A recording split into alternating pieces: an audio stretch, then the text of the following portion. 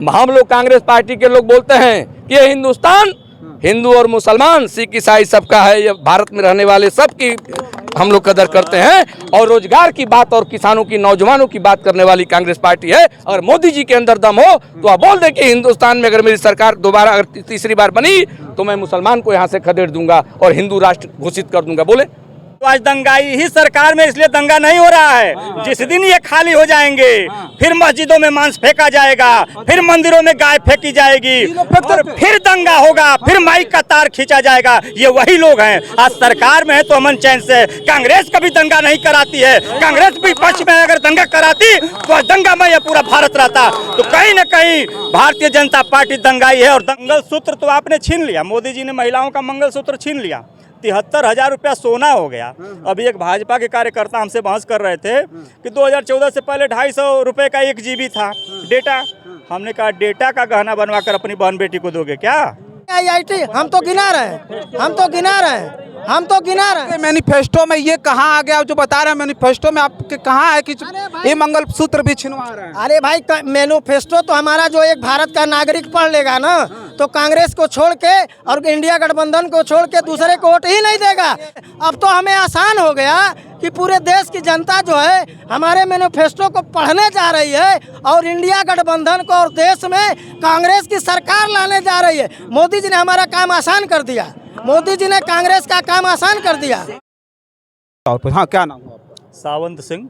अच्छा, सावंत सिंह। हाँ जी। हाँ, बताइए, कुछ कहना चाह रहे हैं? हाँ, अभी आपने पूछा मोदी जी का क्या 400 पार। हाँ, 400 पार। 400 पार डरे हुए हैं वो। मोदी जी डरे हुए हैं। 400 पार का सवाल ही नहीं। कहाँ से 400 पार आ जाएगा? पूर्वांचल साफ है। अभी प्रथम चरण का चुनाव हुआ, वहाँ की हवा देख लीजिए। रोकेंगे? मोदी जी डरे हुए हैं। पूरी दुनिया में जिसका डंका बज रहा हो, दुनिया के सबसे ताकतवर नेता हैं, यशस्वी प्रधानमंत्री, डरे हुए हैं। बिल्कुल डरे हुए हैं। इस पाकिस्तान मोदी मोदी चिल्ला रहा है, पूरा देश मोदी मोदी चिल्ला रहा है। वहीं चले जाए चुनाव लड़ने ना। पाकिस्तान में चुनाव लड़ने, प्रधानमंत्री का सीट खाली है वहाँ पर। अच्छे प्रधानमंत्री नहीं है, हो सकता है कि ये जीत जाए। डिमांड भी है, डिमांड भी है। आप ये बताइए कि इसके पहले भी भारत के प्रधानमंत्री होते थे और विदेश जाते थे। उनके साथ एक पत्रकारों की टीम भी जाती थी। क्या कर रहे हैं, नहीं कर रहे हैं, सब पर निगरानी होती थी। आज उनके साथ कितने पत्रकार जाते हैं बाहर, कितने पत्रकार जाते हैं उनका देखने की क्या करने जा रहे हैं। और जो पूरे विश्व का ये भ्रमण किए, उससे देश को लाभ क्या हुआ? इससे देश को लाभ क्या हुआ? तो कह रहे हैं वैश्विक स्तर पर भारत की पहचान स्थापित हमने की। पहले थोड़ी भारत का पहचान था। इसके पहले उनके ही नेता लोग बोलते हैं, माननीय राजनाथ जी बोलते हैं कि भारत विश्व गुरु था। तो बिना विश्व में जाने भारत विश्व गुरु हो गया था? विश्व में भारत को कोई जानता ही नहीं था, तब भी विश्व गुरु हो गया था। तो था तो उसके पहले, इनके पहले भारत को लोग जानते थे, तभी तो विश्व गुरु रहा होगा ना। सही बात है। और रही ओम प्रकाश राजभर के ताकत की बात, तो मैं जोगी जी को धन्यवाद देना चाहता हूँ कि उन्होंने वो लगा दिया था, टेस्टर लगा दिया था कि कितनी ताकत इन लोगों की है। अभी दारा सिंह चौहान हारे, इनका यहाँ का नगर पालिका का प्रत्याशी हारा, और ओम प्रकाश राजभर क्यों नहीं जितवा लिए? और ओम प्रकाश राजभर बैसाखी के सहारे जीतते हैं, उनकी यही ताकत है। आज कभी सपा का बैसाखी लेते हैं, कभी भाजपा का बैसाखी लेते हैं। दम हो तो अकेले दम पर लड़ लें बिना गठबंधन। बैसाखी तो सब नहीं, बैसाखी तो सब लोग लिए हैं। कांग्रेस पार्टी बैसाखी पर है, भारतीय जनता पार्टी बैसाखी पर है, समाजवादी पार्टी बैसाखी पर नहीं। बसपा को छोड़ दीजिए, बसपा अकेले लड़ रही है। हमारी बात समझिए। कांग्रेस आज गठबंधन कर रही है ना। इसके पहले कांग्रेस स्वतंत्र रूप से भी लड़ी है। ये शुरुआत इनका बैसाखी से है। ये पहले से ही दिव्यांग है। अकेले दम पर ये चुनाव नहीं जीत पाएंगे कोई भी। बिना गठबंधन का लड़कर कहीं से देख लें। और महेंद्र राजभर को भी लड़ाए थे यहाँ पर, उस समय भी गठबंधन था। लोकसभा ही लड़ाए थे। कटप्पा उटप्पा बना करके मोदी जी यहाँ से गए कि कटप्पा है, ये है, वो है। तो कहीं भी ये सब दिखता नहीं है भैया। पूरा पूर्वांचल में बीजेपी साफ है। अभी प्रथम चरण का मोदी जी जो बोले हैं कि भैया ये जो है सरकार बन गई तो पूरा लूट करके मुसलमानों को दे देंगे कांग्रेस पार्टी। इसके पहले भी कांग्रेस पार्टी ने मुसलमानों को दे दिया था और मोदी जी ही रोक दिए थे उसको। सबसे ज़्यादा अंदर खाने अगर मुसलमानों का कोई काम कर रहा है तो मोदी कर रहे हैं। सबसे ज़्यादा मदरसों को पैसा किस सरकार में गई है? भाजपा सरकार में गई है। 3 तलाक का मसला हल किसने किया? मोदी जी ने किया। मुसलमानों को जितनी सुविधाएं हैं कौन दे रहा है? मोदी जी दे रहे हैं। कहाँ से मुसलमानों का वो कर रहे हैं, बस हिंदुओं को डरा रहे हैं। मुसलमान मुसलमान मुसलमान, अरे भाई मुसलमान हम लोग, मैं मुस्लिम इंटर कॉलेज यहीं मऊ से पढ़ा हूँ, हमारे साथ भी मुसलमान थे, हमको कभी कोई खतरा नहीं हुआ, कभी हमारे साथ दुर्व्यवहार नहीं हुआ, कभी कुछ नहीं था। तो ये जो कहते हैं लोग हिंदू खतरे में था, मोदी जी के आने के बाद सीना तान के चल रहा भारत। नहीं, 14 के बाद खतरे में हो गया, 2014 के बाद हिंदू खतरे में है और लगातार खतरे में है। और ये धीरे धीरे हिंदू मतदाताओं को जाहिल बनाने की तरफ कार्य कर रहे हैं कि ये इनके अंदर धर्मांधता आ जाए, अन्यथा मत लीजिएगा। इसके पहले यही भाजपा के कार्यकर्ता चिल्लाते थे कि अब्दुल टायर बनाता है और 25 बच्चों को पैदा करता है और टायर बनाता है। आज अब्दुल के 50 बच्चे IAS UPSC में आए हैं, वो लोग कहाँ गए? और ये लोग जय श्री राम करते रह गए। कितने इनके बच्चे आए हैं UPSC में, जरा ये लोग बताएं ना।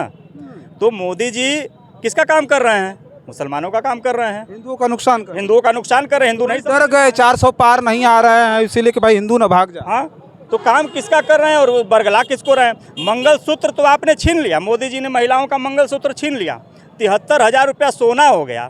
अभी एक भाजपा के कार्यकर्ता हमसे बहस कर रहे थे कि 2014 से पहले 250 रुपये का 1 GB था डेटा। हमने कहा डेटा का गहना बनवा कर अपनी बहन बेटी को दोगे क्या? सोने का न गहना बनेगा कि डेटा का बनेगा? आज डेटा 100-150 रुपया में जो है 1.5 GB रोज मिल रहा है, तो डेटा खा लोगे क्या? डेटा से तुम्हारा पेट भर जाएगा हैं? तो मोदी जी ने तो इनकमिंग बंद कर दिया, वो नहीं बता रहे, वो इनकमिंग बंद कर दिया मोबाइल का। आज गरीब को 150 रुपया भरवाना पड़ता है, और पहले बिना भरवाए ही जो है इनकमिंग तो कम से कम गरीब का आता था, फोन का हालचाल उसका मिल जाता था भिमंडी चाहे। परिवर्तन चाहते हैं आप? परिवर्तन आ रहा है लगता है? परिवर्तन एकदम 100% आ रहा है। और ये बौखला मोदी जी की बौखलाहट बता रही है, घबराहट बता रही है, डिप्रेशन में है। क्या बोल जा रहे हैं उनको पता ही नहीं है कि हम क्या बोल रहे हैं, क्या बोले उनको पता ही नहीं है। और जनता भी धीरे धीरे उनको समझ चुकी है, और इनको फिर गुजरात हम लोग भेजेंगे। आपका क्या नाम हुआ? ब्रह्मानंद पांडे। ब्रह्मानंद पांडे जी, आप तो नेता लग रहे हैं। नहीं, कुर्ता पैजामा से नहीं, हम कांग्रेस के नेता हैं। कांग्रेस के नेता? जी जी। तब तो आपकी सरकार बन जाएगी तो सब कुछ लूट करके मुसलमानों को देने जा रहे हैं आप, मोदी जी ने भी कहा है। देखिए, मोदी जी लूटने की जो बात कर रहे हैं, सही चीज़ ये है कि जब से मोदी जी आए, कांग्रेस ने जो भी संस्था सरकारी बनाया जनता के हित के लिए, जनता के लाभ के लिए जो संस्थाएं बनी, आज मोदी जी सारी वो बनाई हुई संस्था जो कांग्रेस ने सजाया और संवारा जनमानस की रक्षा और सुरक्षा के लिए, सुई से लेके हवाई जहाज तक का सारी व्यवस्था कांग्रेस की है। 10 साल सरकार मोदी जी की है ना, अपना काम ये क्यों नहीं गिनाते हैं? कहीं मुसलमान का नाम लेते हैं कि मुसलमान ये हो जाएगा तो भारत जो है बर्बाद हो जाएगा, हिंदू खतरे में हो जाएंगे। तो हिंदू जगाने आए हैं ना, हिंदू को मजबूत करने आए हैं, हिंदू तो स्थापित करने आए, तो वो काम नहीं है। तो मोदी जी कुल हिंदू मुस्लिम बंद करके कुछ अपने काम की बात करें कि हमारी सरकार बनी तो जनता के हित में हमने कौन सा काम किया? मंदिर बनवाए, 5 किलो मुफ्त राशन दे रहे। इसके पहले लोग पूजा नहीं करते थे, मंदिर में नहीं जाते थे। तो रामलला तो टीन टाट में थे ना। तो क्या राजनीति में रामलला को लाना जरूरी है? राजनीति में ला? हाँ, और क्या राजनीति मान क्या उन्होंने? राजनीति में रामलला को लाएंगे? शिक्षा पर नहीं बात करेंगे, रोजगार पर नहीं बात करेंगे, किसान वहाँ आंदोलन किया उस पर नहीं बात करेंगे। अगर बात करना है तो जनता की सेवा के लिए राजनीति किया जाता है। हम कुर्ता पैजामा किस लिए पहने हैं?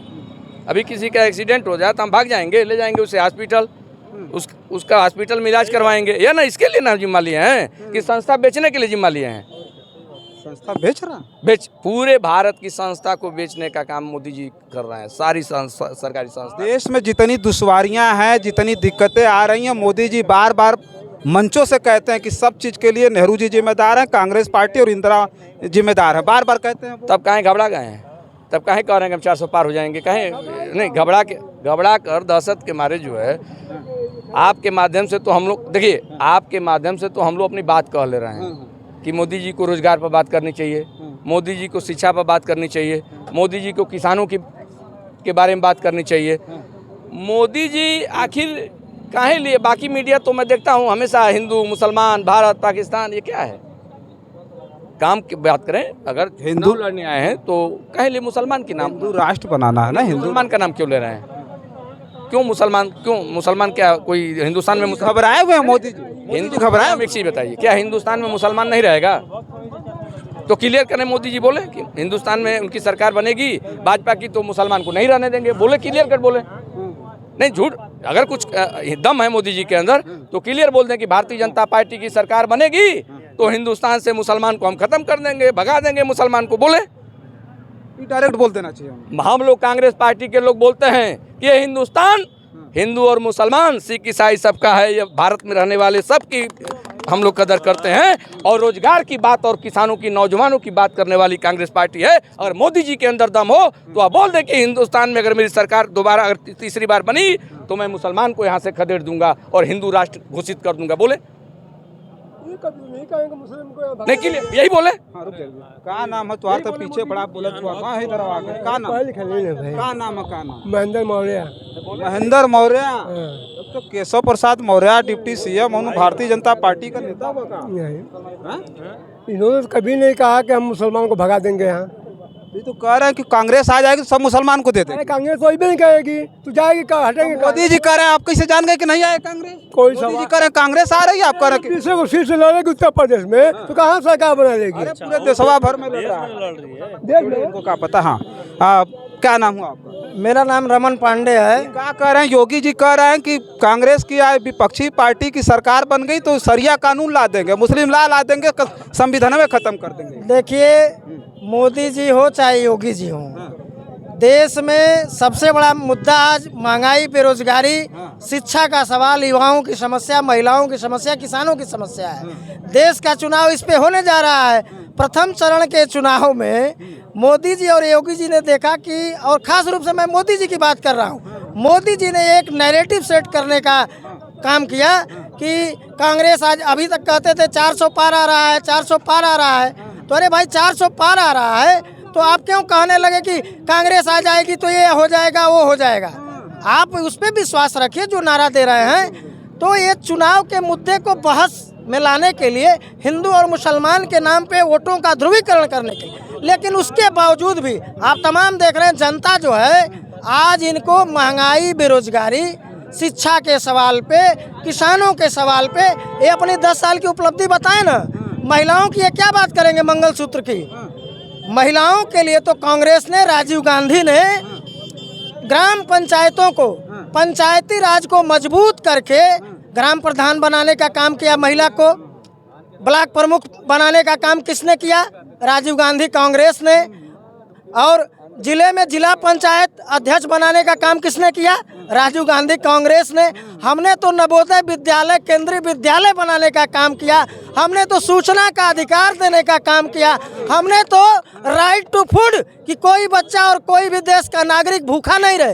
ये जो 5-5 किलो राशन दे रहे हैं, ये इनकी योजना नहीं है, ये राइट टू फूड के तहत यह योजना है कि हर एसडीएम को और डीएम को आदेश है कि कोई भी देश का नागरिक, वह मनमोहन सिंह ने कानून पास किया। यह तो कोविड आया तो राहुल गांधी ने कहा कि भाई लोगों को आपने घर में बैठा दिया है तो कुछ कंपनसेशन दो, पूरा विश्व दे रहा है। तो एक कुछ नहीं समझे तो 5 किलो राशन देने लगे, कहे कि यही सबसे आसान काम है, 5 किलो राशन दे दो, 5 किलो राशन दे दो। हम भी कांग्रेस के लोग भी 2 रुपया, अरे भाई यहाँ आके बोलिए ना, क्यों वहाँ से बोले, यहाँ के बोलिए। 2 रुपया गेहूं, 3 रुपया चावल, 5 किलो राशन का दाम जोड़िए, 2 पचे 10, 3 पचे 15, 15 10 25 रुपया। अब बाबूजी का झोला छप रहा है 200 रुपये का, झोला 200 रुपये का, अब 25 रुपये का राशन। ये बताइए, 20 रुपया में 5 लीटर मिट्टी का तेल भी मिलता है। अरे भाई हम चीनी देने का काम करते थे। चीनी जब बच्ची शादी पड़ती थी ना तो गांव में कोटेदार के लोग यहाँ आते थे और कहते थे कि ये साहब लड़की का बियाह है, तनी चीनी रखले रहिए। चीनी गायब कर दिया, मिट्टी का तेल गायब कर दिया, हम नमक भी देते थे वो भी गायब कर दिया। केवल झूठ। और राशन पी के कोई राशन लेके 5 किलो राशन से आपका पेट भर जाए, 5 किलो दे देते हैं आपको तो उससे हो जाएगा आपका कल्याण। शिक्षा कितनी महंगी हो गई। आज सबके पास बच्चे होंगे, आज जाइए कॉपी किताब पे जीएसटी लगा दिया, कॉपी किताब पे तो शिक्षा छीनने का प्रयास कर रहे हैं। कॉपी किताब पे जीएसटी लगा दिया इन्होंने, 18% का जीएसटी लगा दिया।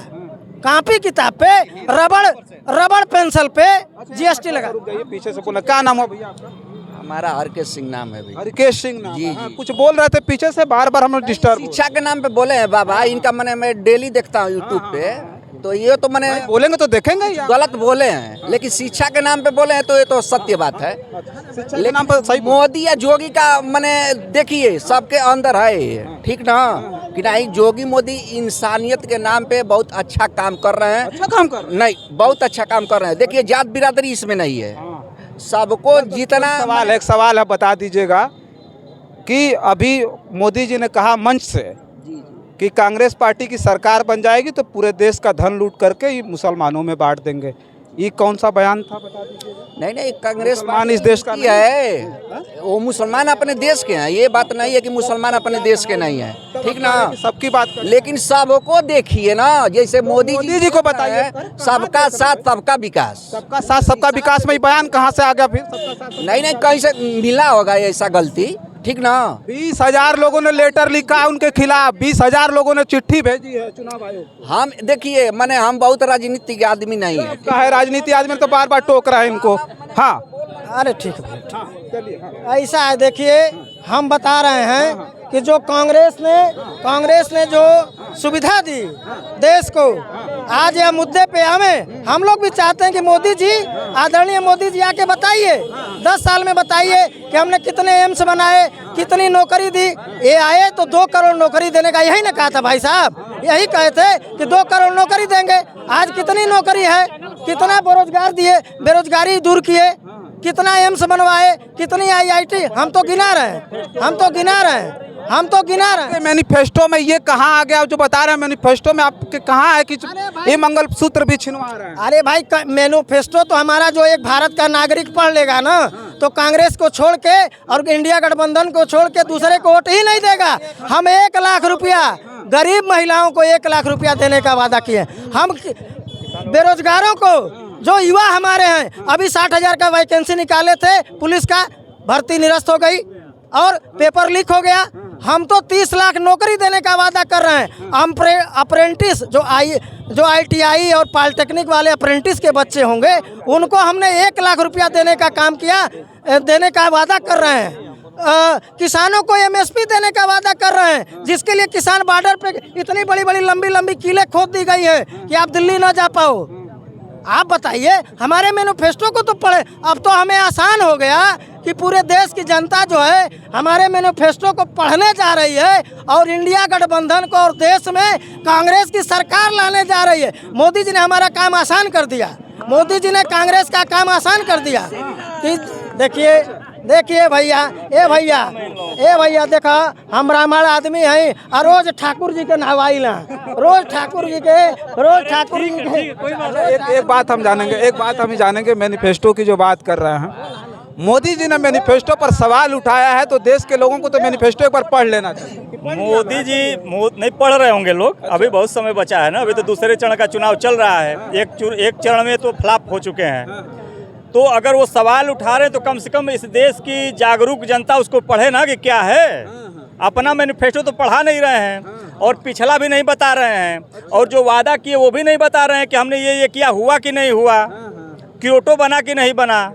जिला क्योटो जहाँ से चुनाव लड़ते हैं, ये बनारस को क्योटो बना रहे थे। मैं भी बनारस UP कॉलेज का छात्र संघ पदाधिकारी हूँ। देखिए, भारतीय जनता पार्टी बहुत बड़ी षड्यंत्रकारी पार्टी है। मैं एक घटना बता रहा हूँ आपको। यहाँ पर मऊ में एक बार दंगा हुआ था, हम लोग उस समय बनारस रहते थे, तो मैं बनारस चला गया। मैं बनारस गया तो एक हमारे मित्र, भाजपा के मित्र थे, तो उन्होंने कहा, अरे नेताजी यहाँ क्या कर रहे हैं? हम कह रहे भैया पढ़ लिख रहे हैं, यहाँ आए हुए हैं, और क्या कर रहे हैं? तो मऊ में नरमुंड बह रहा है, नदी लाल हो गई और आप यहाँ हैं। हम कहे भैया सुना, एक मिनट सुन लीजिए।